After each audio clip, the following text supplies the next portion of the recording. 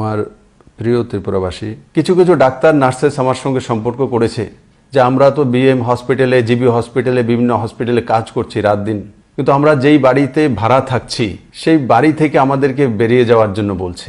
আমি সবাইকে নিবেদন করব, কোনো ডাক্তার, নার্স বা হসপিটালের স্টাফ বা মেডিকেল স্টাফকে যদি আপনার বাড়িতে রেন্টে রয়েছে তো তাকে বাড়ি থেকে তাড়া না করা।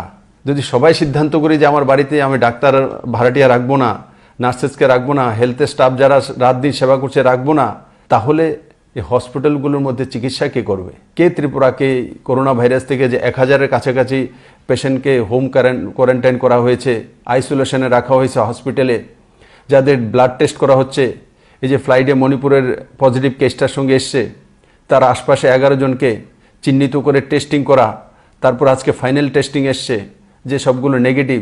যদি আপনি বাড়ি থেকে বের করে দেন তাহলে টেস্ট কে করবে? ওরা নিজের জীবনের ঝুঁকি নিয়ে প্রাণ বাঁচানোর কাজ করছেন। তো এই সময়ে ওনাদেরকে বাড়ি থেকে বের করে দেওয়া এটা কোনো রাস্তা নয়। ওরা অলরেডি সেফ, তাদেরকে সেই ব্যবস্থা করেই সরকার কাজে লাগাচ্ছেন। আমি আপনাদেরকে বলি, এই ধরনের যদি কমপ্লেন কোনো জায়গা থেকে আসে আর কোনো ডাক্তার, নার্সেস, স্টাফ যদি দেয় তাহলে সরকার তার উপরে আইন অনুসারে ব্যবস্থা নেবে। কারণ এপিডেমিক ডিজিজ অ্যাক্ট লাগু আছে।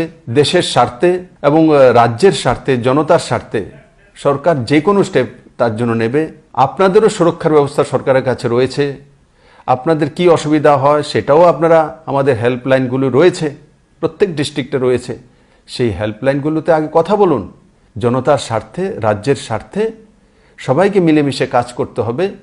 আর সঙ্গে সঙ্গে আপনিও সাবধানে থাকুন, অন্যকেও সাবধানে রাখুন এবং রাজ্য এবং কেন্দ্র সরকার যে দিশানির্দেশগুলো লাগু করেছে সেগুলো স্ট্রিক্টলি পালন করুন, অন্যকেও পালন করাতে সাহায্য করুন।